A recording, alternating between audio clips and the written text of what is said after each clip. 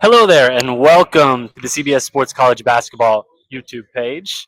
I'm Kyle Boone, and with me to my right, Adam Finklestein, live and in person People are very confused as they in walk by. It's like, Chicago. what are those guys doing? That's right. We are at the 2025 NBA Draft Combine, and we're going to take some questions from our great producer, Nada, talking about the NBA Draft Combine. And we just wrapped up last night a crazy lottery. The Dallas Mavericks won the number one pick, the right to select Cooper Flag. We will talk about that. We will talk about some prospects, some say or go decisions, and a whole lot more. I'm going to toss it over to Nada. We'll get this started. Let's get question number one. Let's do it. All right. First question.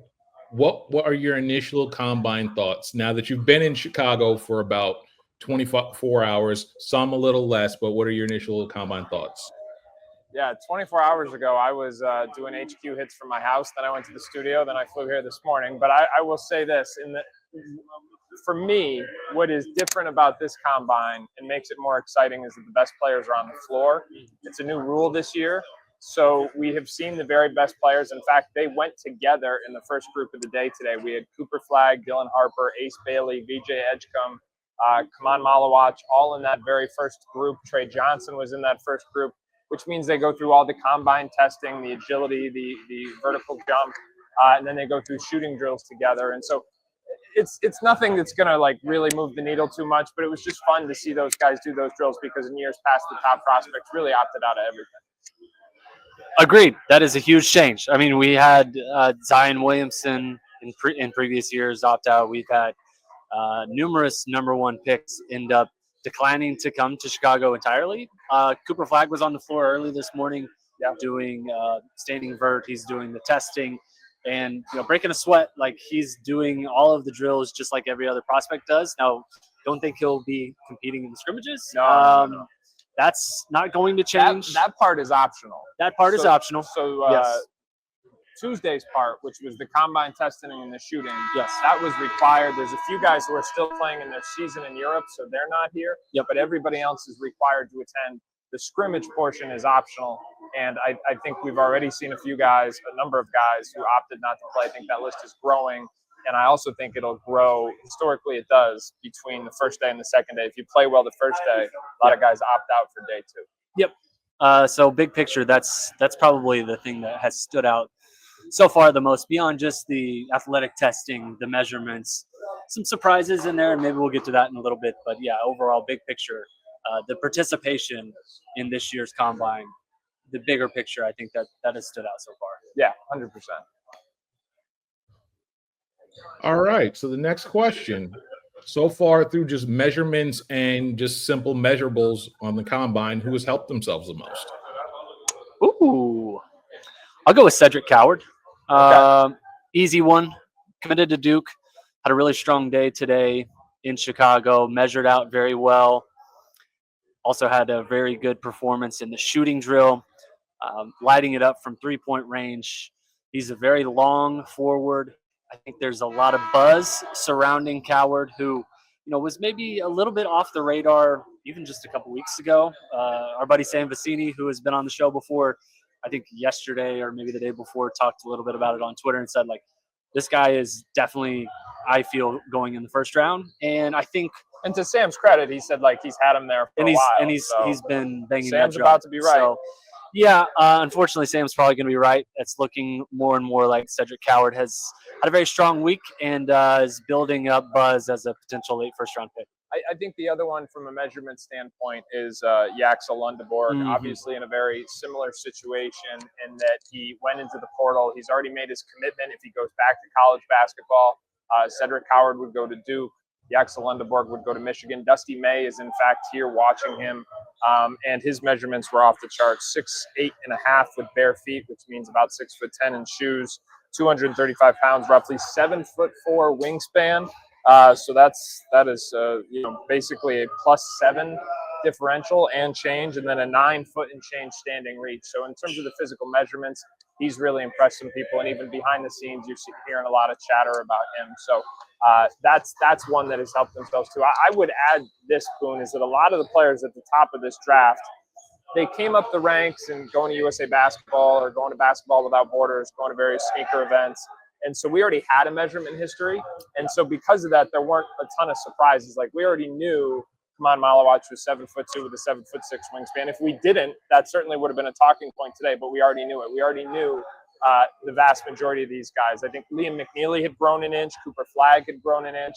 So a couple of those guys have continued to grow since high school, I think is notable. But for the most part, we already had a pretty good idea of where those players were going to be at coming in. Yeah, and I'll add Malawach here as someone who's helped themselves. The fact that he did weigh and measure as expected, 7'2", 7'6" wingspan. Malawach actually held the door open for me earlier this morning, so he's moved up 3 spots in my latest big board as well. Very kind gentleman. Now a bigger board, yeah. Man, he is one tall dude. But yeah, I think that probably hits it so far. Again, the combine has not really started in earnest. It has started, but we're not going to get any like real movers and shakers, I think, until tomorrow when we get the scrimmages. The scrimmages start, and, yeah. We get actual competition started here in Chicago. All right. So then whose measurements have been disappointing enough to where they've hurt their stock in the draft? Now, here's the thing, producer Nada. Normally, when you hit us with a question like this, there's a warning. There's like, hey, guys, just be forewarned. I'm going to ask you about this. Fink hates hurting people's feelings. I'll go with it. There was no such warning here, but I have an answer. I mean, I think it's Ace Bailey is who I would go with. You maybe have another one. But Ace Bailey measured, I believe it was 6'7.5" without shoes, barefoot. Was listed at 6'10" at Rutgers. So, you can do the math there. That's 2.5 inches shorter than what he was measured at, or at least listed at Rutgers. And the idea of Ace Bailey, right, is like, not only is he a great shooter, he's a great scoring weapon, but the things that he does at 6'10" make it all the more impressive, right? If he's 6'7.5", he's still a very good prospect. That's in bare feet, though. In bare feet, he's probably 6'8.5" with shoes. Yeah. But I think it does take a little bit of luster off of his stock, and especially when, I think coming into Combine Week, we were talking about Trey Johnson, VJ Edgecombe, Ace Bailey, kind of in the same tier, right? And even maybe Edgecombe and Johnson ahead of Bailey. So, I think this could be, we're talking very small parts of the scouting process, but I think there's a chance that, the measurements certainly did not help Ace Bailey's cause. I'll say this. The other 2 guys who I think it became clear that their college heights were exaggerated were Kon Knueppel and Jace Richardson. Knueppel was listed at 6'8" this year at Duke. He measured at 6'5" without shoes on. Again, that's without shoes. He would be presumably 6'6" with. So a solid 2 inches shorter than Duke listed him. And the reason why that was kind of relevant is because, in high school, we kind of eyeballed him at 6'5". He was not someone who played in USA basketball, so we never had official measurements. When the Duke measurements came out and they were 3 inches taller than we thought he was in high school, it was like, whoa, did he catch a late growth spurt? It turns out if he did, it was no more than an inch. And Jace Richardson as well, 6 feet and a half inch without shoes. I think that was another one that I think I talked to a scout earlier and he said he broke my heart. So there's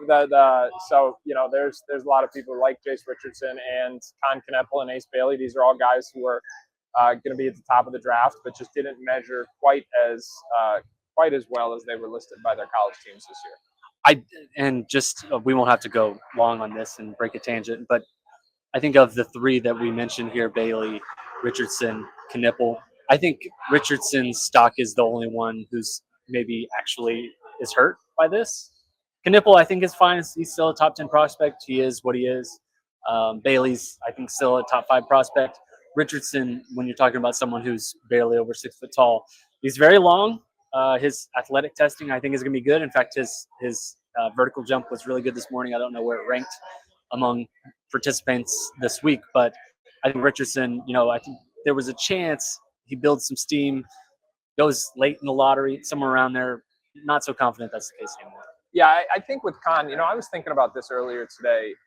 When you look at the other players on the Duke roster, how they measured here versus how they were listed on the roster this year, Knueppel's really the only one with an extreme variance. Cooper, Malawach, Tyrese Proctor, those guys are pretty much right in the general ballpark when you figure in the shoes. So ask myself, okay, why did they list him 2 inches taller than he is with shoes on? Honestly, I think you can make an argument that it helped get him some attention. And so I'm not even, in retrospect, it might have been a strategic. It's the same thing with Ace, right? Like the aura surrounding.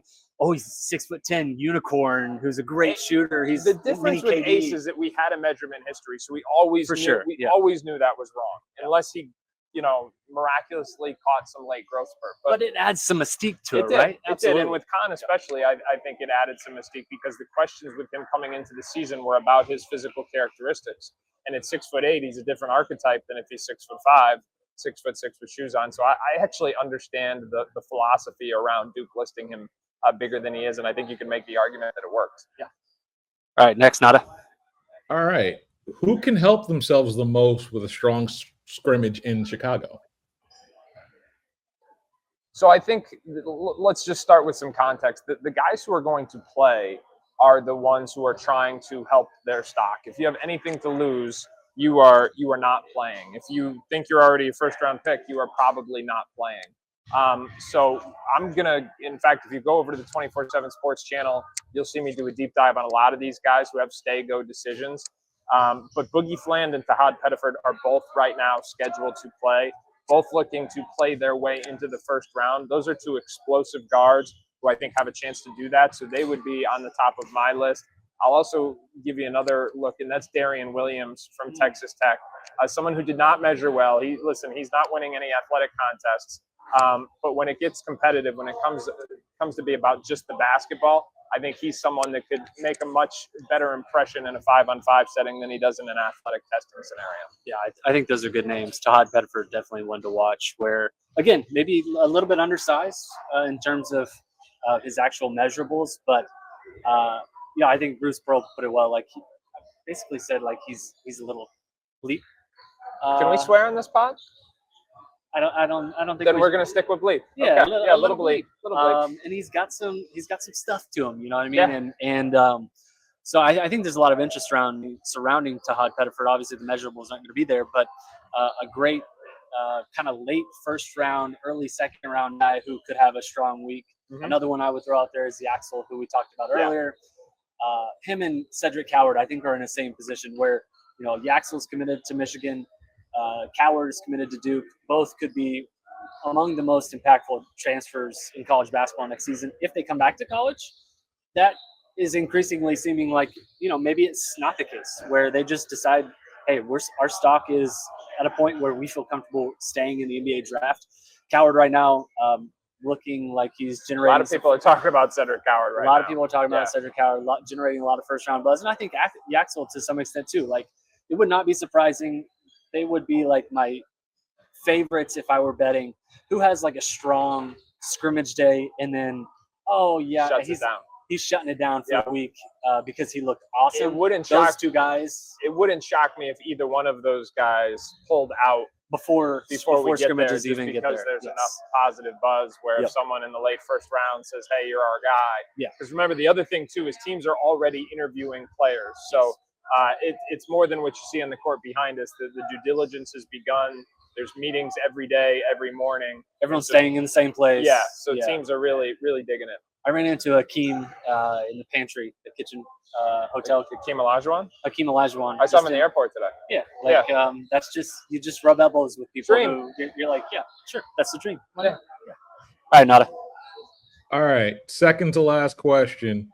I'm not going to do the negative one because now I feel bad about asking about that. No. I mean, I thought we rose to the occasion and gave you a good answer there. Yeah, that's very true. That is very, very true.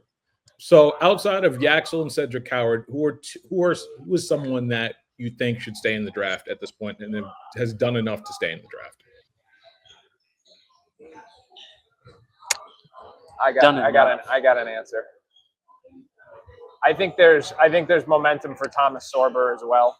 Thomas Sorber is, he's been injured, so he hasn't been able to go through this process.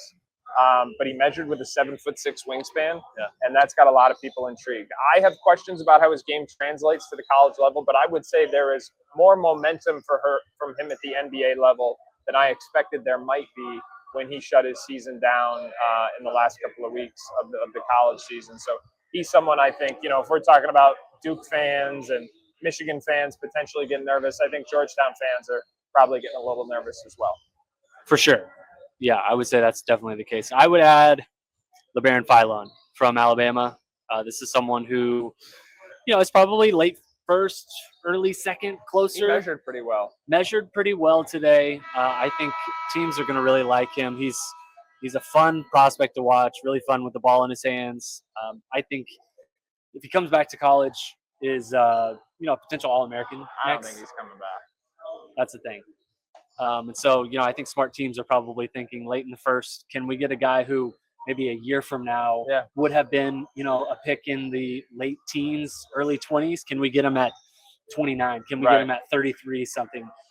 That would make a lot of sense for me. I bet there's a lot of teams kind of hoping that Philon ends up sliding. So he's one that I'd be watching. All right, and now the final question for Chicago. Guys, where are the mock drafts? Where are the mock drafts? I know you guys have written one. Like, I need to know, like, the mock they're drafts. both Where up. are they at? Boone's went live last night. Yes. And I drove – this is a true story. You ready for this, Nada? Let's talk a day in the life of – this is not what you asked, but I'd like to tell a story. Tell it. I'm in the Stanford studio last night. Boone's on a plane. I'm in the Stanford studio. Great time, mock draft right away, do 14 picks. Drive home because I've got a flight in like 6 hours. And the highway is closed, shut down. So I just sat in the highway, took out my computer, and wrote my mock draft. And so my mock draft went live this morning on CBS Sports, and yours is last night. So you can see both perspectives, and they're both up. Who do you have going number one to the Dallas Mavericks? Yeah, I went with a guy named Flag. And Carter Bryant is still someone I have in my top 10. Who is, like, your biggest surprise? Like, who's a guy you're higher on than anyone else? You still got, like, Yegor really high? I've got Yegor top 10. Yeah, that's high. I've got Kaspers Jakučionis, I think, top 8. I went high with him, too, just because of fit. Yeah, I think Washington, if they're in the market for a point guard, they're obviously not getting Dillon at this point. Yeah. And I will say this, you didn't ask this question, but I would say this, one of the big talking points here is what San Antonio is going to do. Like, I talked about this last night on HQ. We've got, Dylan Harper, does he fit? Does he fit with Castle? Does he fit with Fox? Even if they say, hey, he's the best player, we're going to take him. What does it mean for his development? How much is he on the floor? Who else will they look into? I expect they'll do their due diligence, not only on Ace, but on VJ and maybe Trey. I would expect them to get pretty deep with it. And remember, they've got another pick in the late lottery as well, so they've got all kinds of flexibility. The other thing people are talking a lot about is Giannis apparently open to a trade. Is San Antonio a potential trade partner? There's been some speculation that Dallas could be a trade partner. That seems far-fetched to me, but certainly it would make for good cinema. So those are some of the talking points that people are just, because the thing is, in this setting, not only with what you see behind us, but the hotel where everybody stays is connected to this gym.